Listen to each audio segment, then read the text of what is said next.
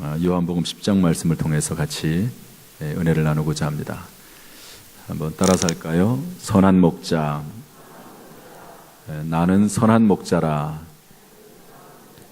예수님께서 본인 스스로에 대해서 말씀하시기를 나는 선한 목자라 이렇게 말씀을 하셨습니다. 선한 목자. 이 선한 목자라고 하는 말을 공동번역 성경으로 보니까 착한 목자 이렇게 되어 있습니다. 착하다는 말이나 선하다는 말이나 똑같은 말인데 약간 이제 분위기와 느낌이 조금 다릅니다. 선한 목자, 착한 목자. 영어 성경으로 보니까요, 킹 제임스 버전이나 NIV 또 NASB 이런 성경으로 보니까 똑같이 영어는 다 똑같습니다. The good shepherd 이렇게 되어 있습니다. 이거는 좋은 목자 이런 의미거든요. 예수님은 선한 목자다, 착한 목자다, 좋은 목자다 이런 의미입니다. 여러분 어떻게 하면 좋은 목자일까요? 어떻게 하면 선한 목자일까요? 이렇게 질문이 조금 추상적인 것 같고요. 쉽게 우리 주변에서 말을 하면 어떤 사람이 좋은 사람이고 어떤 사람이 나쁜 사람입니까? 어떤 사람이 선한 사람입니까? 어떤 사람이 착한 사람입니까? 여러분 느끼는 느낌이 다 있을 겁니다. 한두 사람을 떠올리면서 저 사람은 착해, 저 사람은 나빠, 못됐어, 이런 느낌들이 다 있으시죠? 다 있습니다. 그런데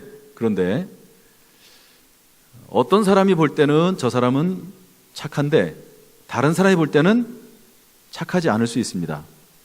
똑같은 사람인데도 불구하고 어떤 사람이 있는데요, 그 사람은 사회적으로 지탄을 받는 사람입니다. 좋지 않은 사람이죠. 그런데 아무리 나쁜 사람이라 할지라도 그 자녀들이 볼 때는 좋은 사람일 수 있습니다. 따라서 이 좋다, 나쁘다, 선하다, 악하다라고 하는 기준은 개인의 어떤 기준을 가지고 평가하기에는 좀 문제가 있고 어렵습니다. 그래서 선하다, 악하다를 판단할 수 있는 유일한 분은 하나님이십니다. 할렐루야. 하나님이세요. 하나님만이 선과 악을 판단할 수 있지 어떻게 선과 악을 함부로 판단할 수 있습니까? 물론 기본적으로 선하고 악한 것은 있죠. 행위 자체가 선하고 악한 것은 있습니다. 우리가 분별력이 없거나 판단을 할 수 없다 그런 의미는 아닙니다. 최종적인 판결은 하나님에게 있다는 의미를 제가 말씀을 드리는 겁니다. 왜냐하면 어떤 행동을 할 때 그 행동 자체는 나쁠 수 있지만 그 행위를 하는 그 속에 있는 사람의 마음까지도 판단하는 것은 사람이 할 수 없는 문제입니다. 선한 의도로 했는데 그것이 악하게 비춰질 수도 있고 또 악한 의도로 했는데 또 사람들이 판단은 또 선하게 볼 수도 있습니다. 이런 면에서 선하고 악하다는 문제를 최종 판결하시는 분은 하나님이시다 하는 말씀을 드리는 겁니다. 선한 목자라고 할 때 예수님은 선한 목자다라고 말을 할 때 이것도 기준에 따라 다릅니다. 그래서 가장 중요한 것은 선한 목자라고 성경이 말할 때 성경이 말하는 선한 목자의 의미가 뭐냐 이게 중요합니다. 우리가 그냥 선한 목자, 예수님 선한 목자셔 이래가지고 그냥 내가 아무런 어떤 성경적인 지식도 없이 예수님은 선한 목자야, 그냥 마냥 좋으신 분이야, 이렇게 생각하는 그런 개념하고는 좀 우리가 이해를 달리해야 됩니다. 그래서 저는 오늘 이 말씀을 통해서 선한 목자 되신 예수님은 어떤 분이신가, 도대체 어떤 분으로서 나에게 선한 목자가 되시는가 하는 것을 생각을 하면서 우리 예수님에 대해서 좀 알아가고 더 깊이 예수님을 이렇게 깨닫는 그런 시간으로 삼았으면 좋겠습니다. 먼저 예수님은 선한 목자신데 우리 11절부터 13절까지 한번 읽어보겠습니다. 시작. 나는 선한 목자라. 선한 목자는 양들을 위하여 목숨을 버리거니와 싹구는 목자가 아니요 양도 제 양이 아니라 이리가 오는 것을 보면 양을 버리고 달아나나니 이리가 양을 물어가고 또 해치느니라. 달아나는 것은 그가 싹군인 까닭에 양을 돌보지 아니함이나 나는 선한 지나갔네요. 13절까지. 여기 보면 여러 가지 말들이 많이 나오는데요. 뒷부분에서 또 다른 내용도 있고, 이 부분에서만 나오는 내용이 하나가 있습니다. 그게 뭐냐면, 싹구는 목자가 아니기 때문에 이리가 오면 도망간다는 겁니다. 그러나 착한 목자, 선한 목자는 이리가 올 때 양을 버리고 달아나지 않는다. 도망가지 않는다. 이렇게 정의를 내리고 있습니다. 따라서 여러분, 선한 목자가 도대체 뭐냐? 이렇게 정의를 내릴 때 예수님이 선한 목자셔. 그 말이 뭐냐면 양이나 일이나 또는 그 사자나 곰이 왔을 때 그것을 무서워서 도망가지 않는 그런 목자가 선한 목자다 하는 것을 알려주고 있는 것이죠. 여기에 대해서 성경은 다윗의 이야기를 통해서 우리에게 설명을 해주고 있는데, 여러분, 다윗은 양치기죠. 조금 어려운 말로 양치기가 뭐죠? 목자거든요. 목자입니다. 다윗은 선한 목자입니다. 착한 목자예요. 좋은 목자입니다. 그러면 다윗이 어떤 모습을 가지고 있었기 때문에 선한 목자인가? 이 다윗 안에서 예수 그리스도를 발견할 수가 있는데 한번 찾아보겠습니다. 사무엘상 17장입니다. 시작. 사울이 다윗에게 이르되 내가 가서 저 블레셋 사람과 싸울 수 없으리니 너는 소년이요 그는 어려서부터 용사임이니라. 다윗이 사울에게 말하되 주의 종이 아버지의 양을 지킬 때에 사자나 곰이 와서 양떼에서 새끼를 물어가면 내가 따라가서 그것을 치고 그 입에서 새끼를 건져내었고, 그것이 일어나 나를 해하고자 하면 내가 그 수염을 잡고 그것을 쳐 죽였나이다. 다윗은 선한 목자입니다. 그런데 어떤 모습을 가지고 있냐면은 예수님이 말씀하신 그 내용과 똑같아요. 예수님은 오늘 본문의 말씀에서 이리가 오면 도망가지 않는다, 그렇게 말을 했는데, 다윗은요 조금 좀 수준을 좀 높였어요. 그래가지고 사자나 곰이 왔을 때 도망가지 않고, 사자나 곰이 양떼에게 새끼를 물어가면 내가 따라가서 그 입에서 양떼를 꺼내왔다. 글쎄요, 저는 다윗이 물론 사실을 말했겠죠. 그런데 조금 과장이 있지 않았나 하는 생각도 좀 해봐요. 다윗이 조금 이렇게 표현하다 보니까 그렇게 하지 않았나 생각이 드는데요. 여기 보면은 다윗이 사자나 곰의 수염을 잡고 그것을 쳐 죽였다고 되어 있거든요. 어쨌든 그것을 그냥 액면 그대로 받아들이든 그렇지 않든지 간에 확실한 것은 뭐냐? 다윗이 사자나 곰이 양떼를 물어가려고 할 때 그냥 도망가지 않았다는 겁니다. 특별히 다윗은 어떤 실력이 있었죠? 이 물맷돌을 돌리는 실력이 있습니다. 그래가지고 물맷돌을 이제 돌멩이를 껴가지고 막 돌려가지고 평 하고 쏘면 이제 곰이든 사자든 또 어떤 짐승이든 맞춰서 쓰러뜨릴 수 있는, 그래서 골리앗 장구도 그렇게 무너뜨렸잖아요. 그런 것처럼 그렇게 했다는 겁니다. 다윗이 그렇게 했다면, 그런 모습을 통해서 선한 목자의 이미지를 주셨다면 예수 그리스도도 마찬가지라는 거죠. 주님은 역시 우리가 위기 가운데 있을 때, 환난 가운데 있을 때 우리를 외면하거나 우리를 피해서 도망가지 않는다는 겁니다. 할렐루야. 도망가지 않습니다. 여러분, 참된 목자의 모습을 부모에게서 찾아볼 수 있다고 저는 봅니다. 부모가 자녀들을 기르는 목자지요. 그런데 참된 부모는 자녀가 힘들고 어려울 때, 고난당하고 아플 때, 병들었을 때 그 자녀를 버리지 않습니다. 도망가지 않습니다. 저희는 6남매입니다. 6남매. 저희 부모님이 시골에서 이제 옆집에서 돈 몇 푼 빌려가지고 이제 시골에 계시다가 서울에 무작정 상경했습니다. 돈 하나 없이 상경을 거처도 없이 그냥 무조건 올라오셨습니다. 그런데요, 6남매를 길렀는데 저희 딸이 넷이고 아들이 둘입니다. 그런데 다 결혼했어요. 그런데 딸 둘의 남편이 죽었습니다. 하나는 과로로 죽고 하나는 사고로 죽고 이렇게 죽었어요. 그때 저희 부모님이, 특별히 어머님이 이 아이들을 자녀들을 떠나지 않고 위로해주고 그 자리를 지켜줬습니다. 저에게는 남동생이 하나가 있는데요. 그 남동생은 빚을 좀 많이 졌습니다. 그래서 빚을 피해가지고요, 사채빚을 좀 얻어가지고 피해가지고 도망갔는데 10년 동안을 생사를 몰랐습니다. 저희 가족들이 이제 오남매가 모이면 저희 어머니 또 아버지는 늘 그 집 나간 그 아들 걱정입니다. 버릴 수가 없는 거죠. 포기할 수가 없는 겁니다.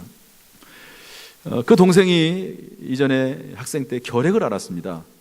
요즘은 결핵을 알아도 병원에 들어가고요. 또 결핵을 알아도 가까이 갈 수도 있습니다. 마스크 쓰고 또 손 좀 닦고 갈 수 있어요. 약 먹으면 또 효과가 떨어지니까 괜찮습니다.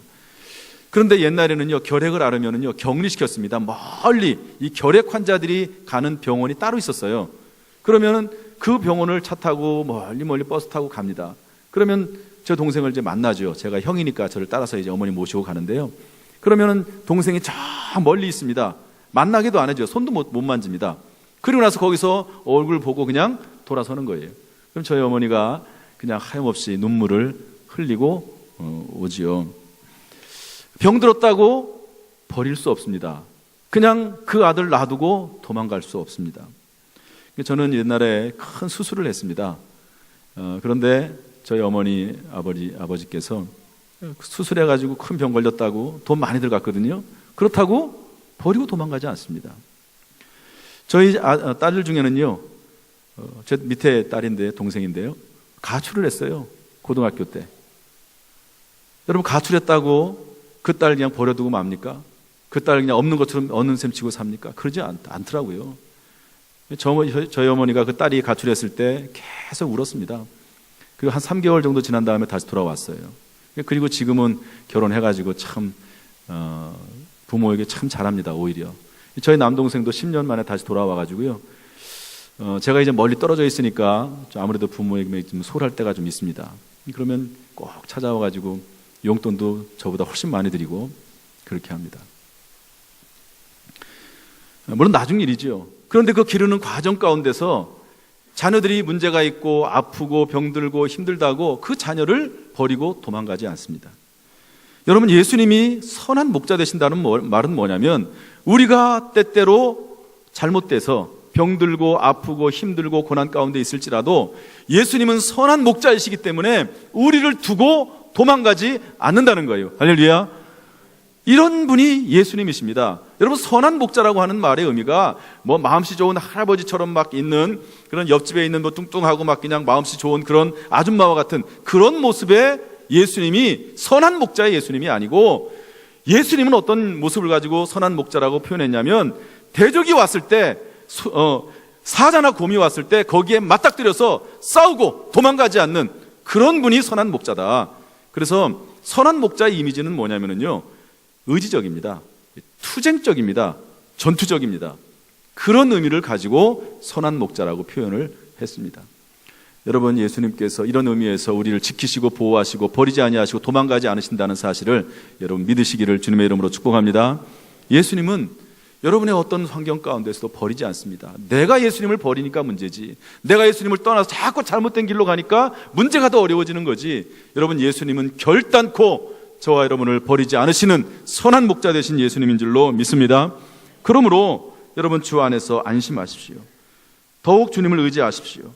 힘들수록 욥처럼 더 예비하십시오. 입술로 찬양하고 감사하기를 주님의 이름으로 축복합니다. 인내하십시오. 그럼에도 불구하고 작든 크든 사명 감당할 수 있기를 주님의 이름으로 축원합니다. 할렐루야. 두 번째로 선한 목자이신 예수님은 어떤 분이신가? 우리 14절부터 16절 읽어보겠습니다. 시작. 나는 선한 목자라. 나는 내 양을 알고 양도 나를 아는 것이, 아버지께서 나를 아시고 내가 아버지를 아는 것 같으니 나는 양을 위하여 목숨을 버리노라. 또 이 우리에 들지 아니한 다른 양들이 내게 있어 내가 인도하여 낼 터이니 그들도 내 음성을 듣고 한 무리가 되어 한 목자에게 있으리라. 선한 목자는 자신의 양을 아는 거죠. 기본적으로 저 사람이 양인지 염소인지를 아십니다. 기본적으로 아시고요. 또한 우리의 상황과 처지를 충분히 이해하신다는 겁니다. 그런데 왜 하나님이 우리의 처지를 어떻게 해서 이해하시게 되는가? 그 내용이 히브리서 4장에 나오는데 우리 한번 읽어보겠습니다. 우리에게 있는 시작. 우리에게 있는 대제사장은 우리의 연약함을 동정하지 못하실 리가 아니요 모든 일에 우리와 똑같이 시험을 받으신 이로되 죄는 없으시니라. 그러므로 우리는 긍휼하심을 받고 때를 따라 돕는 은혜를 얻기 위하여 은혜의 보좌 앞에 담대히 나아갈 것이니라. 아멘. 여기 보면 예수님께서 똑같이 우리와 시험을 받으셨다 그랬습니다. 그래서 예수님은 우리의 사정을 아신다는 겁니다. 여러분, 예수님은 피곤하셨습니다. 풍랑 가운데 이 제자들과 함께 배를 타고 이제 풍랑을 막 헤쳐나갈 때도요, 예수님은 주무셨어요. 왜냐하면 피곤해가지고 하루 종일 사람들을 만나고 말씀 전하시고 치료하시고 그러면서 피곤하셨습니다. 잠시 배를 타고 바닷가 가운데로 가는데요, 너무 피곤하시니까 주무셨어요. 막 풍랑이 일어나도 주무시는 거죠. 예수님은 피곤이 뭔지를 아세요. 여러분, 지난 한 주간 동안 살면서 얼마나 피곤했습니까? 그런데 주님이 그것을 아신다는 거예요. 아십니다. 그래서 어떤 분은 예배 시간에 졸기도 해요. 그러나 예배 시간에 오는 것 자체가 사실 은혜기도 합니다. 예배 시간에 조는 사람은 크게 두 종류예요. 하나는 습관적으로 조는 사람이 있습니다. 습관적으로 설교 시간만 되면 졸아요. 자동입니다. 전자동 시스템. 그런데 어떤 사람은요, 정말 피곤해서 조는 사람이 있습니다. 일부 예배, 7시 예배, 반 예배 드리는데요, 그분은 이제 3교대 할 때 딱 끝나고 오면 7시 반이 될 때가 있습니다.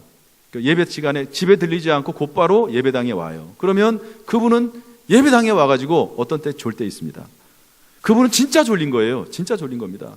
하루 종일 밤새도록 일을 하고 와서 예배 시간에 앉아 있는데, 하나님 앞에 예배 드리기 위해서 나와 있는데 졸린 거예요. 그런데 사실은 그분이 더 안 좁니다. 그분이요, 예배에 사모하고 말씀을 사모하는 마음으로 집중해서 말씀을 듣습니다. 조는 것은 거의 없어요. 진짜 졸릴 때 조금 이렇게 눈 붙이고 있지, 그 조는 법이 없습니다. 사람의 마음을 하나님이 아세요. 우리의 피곤함을 아세요.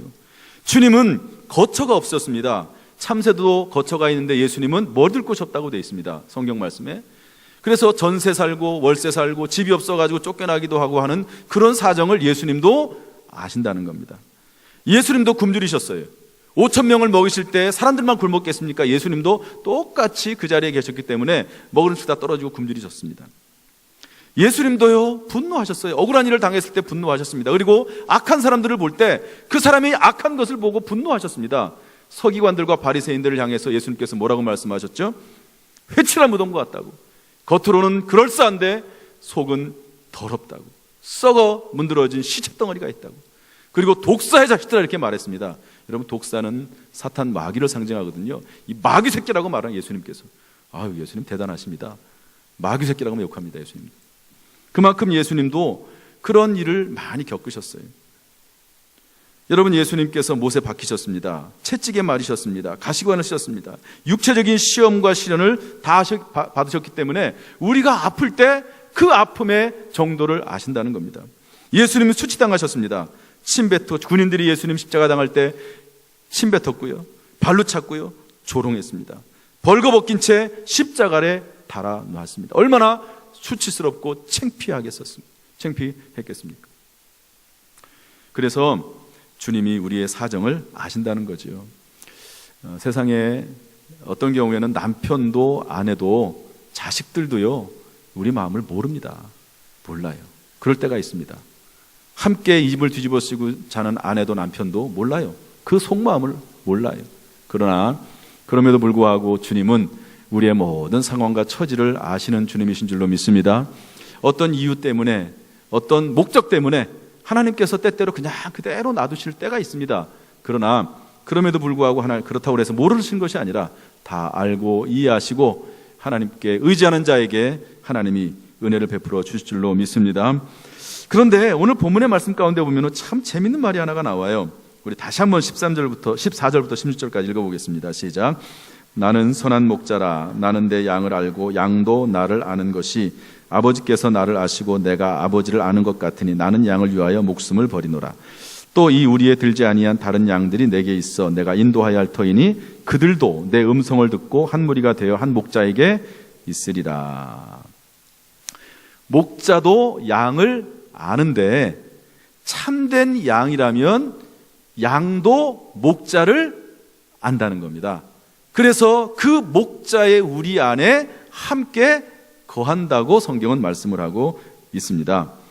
참으로 주님의 양이라면 주님을 알아보고 주님의 음성을 듣고 한 무리가 되어서 함께 거합니다. 예수님과 더불어 한 무리가 되지 못하는 것은 예수님의 양이 아니기 때문입니다. 성경 말씀 풀면 그렇게 됩니다. 그래서 아무리 예수 그리스도의 우리 안에 품으려고 해도 안 품어지는 사람들이 있어요. 그렇습니다. 왜 그러냐? 양이 아니기 때문에. 양이 아니에요.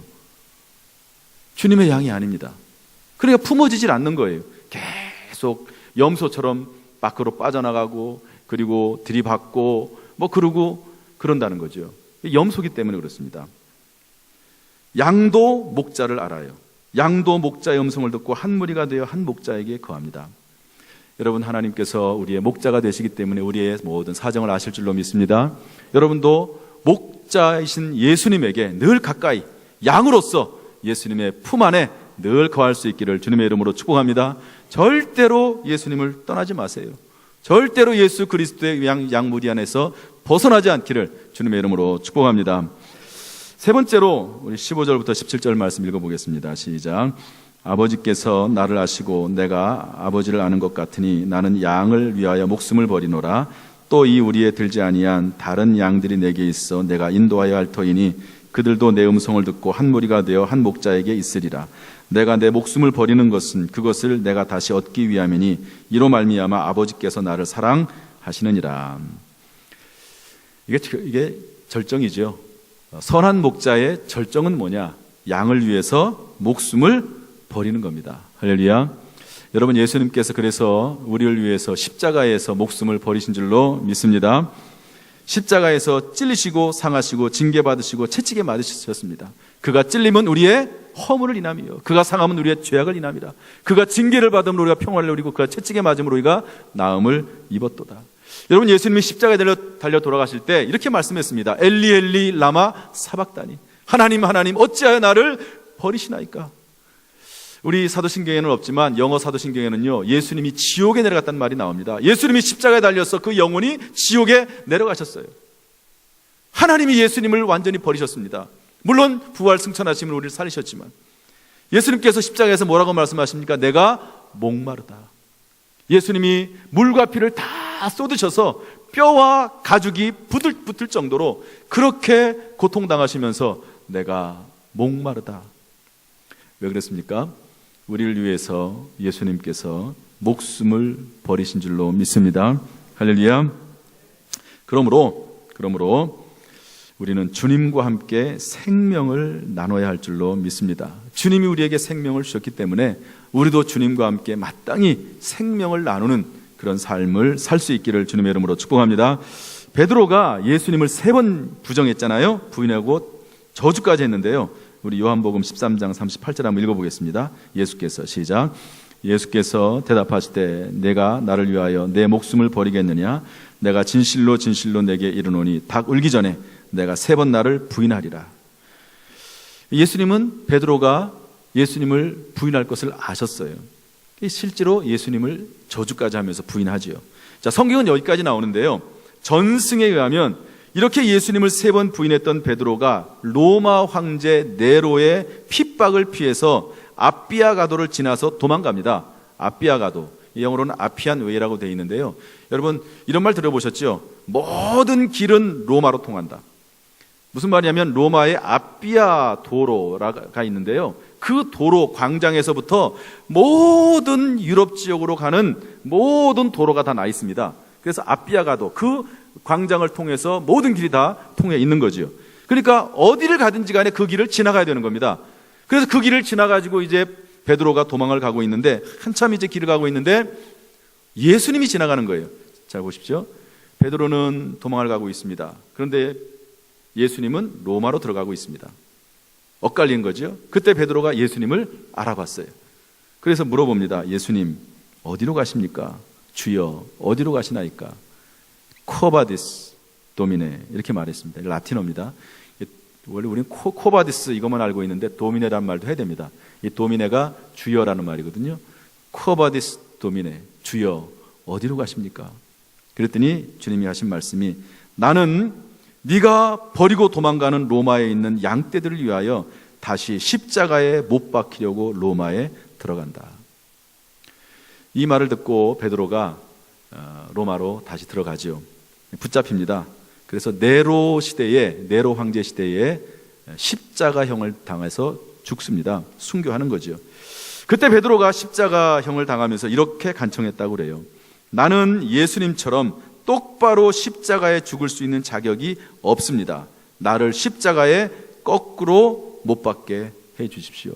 그래서 베드로는 이제 십자가를 뒤집어 가지고 이제 못 박혀 죽었다 하는 그런 전승이 내려옵니다. 그러나 반대로 가룟 유다는요, 예수님의 제자 아닙니까? 그런데 가룟 유다는 예수님을 따른 것 같았지만 사실은 자신의 야망과 욕심을 채운 것뿐입니다. 예수님을 팔아넘깁니다. 자기의 유익이 있을 것 같을 때는 따라다니다가 자기의 마음에 안 들고 유익이 없으면 배신하는 거예요. 은 30 받아가지고 제사장들에게 고소고발하고 예수님을 팔아넘기는 겁니다. 좋을 때는 마냥 좋아요. 여러분, 우리가 예수 믿는다고 하는 것은요, 좋을 때만 예수 믿는 것이 아니죠. 할렐루야. 때때로 힘들고 어렵고 고통스러울 때도 예수님을 끝까지 믿고 따를 수 있는 믿음이 있기를 주님의 이름으로 축복합니다. 그러므로 우리가 예수를 믿고 주님이 선한 목자가 된다고 하면 우리를 위해서 십자가에 죽으신 예수 그리스도와 함께 우리의 생명까지로 나눌 수 있기를 주님의 이름으로 축복합니다. 또한 성도들끼리도 주님 안에서 한 무리가 되어 서로 생명을 나눌 수 있기를 주님의 이름으로 축복합니다. 여러분, 초대교회는 생명을 나눴습니다. 서로 모여서 시간을 나누면서 생명을 나눴고 물질을 유무상통하면서 서로 생명을 나눴습니다. 우리 교회가 이렇게 생명을 나눌 수 있는 교회가 될 수 있기를 주님의 이름으로 축복합니다. 브리스길라 아굴라 부부는 사도 바울과 생명을 나눴습니다. 로마서 16장 3절 4절 말씀 읽어보겠습니다. 시작. 너희는 그리스도 예수 안에서 나의 동력자들인 브리스가와 아굴라에게 문안하라. 그들은 내 목숨을 위하여 자기들의 목까지도 내놓았나니 나뿐 아니라 이방인의 모든 교회도 그들에게 감사하느니라. 우리가 서로가 서로에게 생명을 나눌 수 있는 정말 복된 관계가 될 수 있기를 주님의 이름으로 축복합니다. 여러분, 에스더도 마찬가지입니다. 에스더 여왕이었죠. 민족을 위해서 내가 죽으면 죽으리라, 그런 마음으로 민족과 함께 생명을 나눴습니다. 우리에게 나라 사랑하는 마음, 특별히 이 나라가 주의 나라 영광을 위해서 쓰임받는 제사장 국가, 선교국가 될 수 있도록 기도할 수 있기를 주님의 이름으로 축복합니다. 그러므로 여러분, 예수님은 선한 목자십니다. 선한 목자, 떠나지 않고 늘 예수 그리스도의 품 안에, 예수 그리스도의 목장 안에 거할 수 있기를 주님의 이름으로 축복합니다. 성경 말씀에 뭐라고 되어 있습니까? 내가 온 것은 양으로 생명을 얻게 하고 더 풍성히 얻게 하는 것이라고 그랬습니다. 여러분, 예수 그리스도를 믿으면 예수 그리스도 안에서 생명을 얻습니다. 할렐루야. 또 예수 그리스도 안에서 끊임없이 들어가고 나오면 그때그때마다 꼴을 얻는다고 성경은 기록하고 있습니다.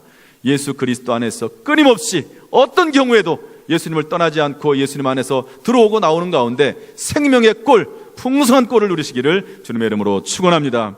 기도하겠습니다.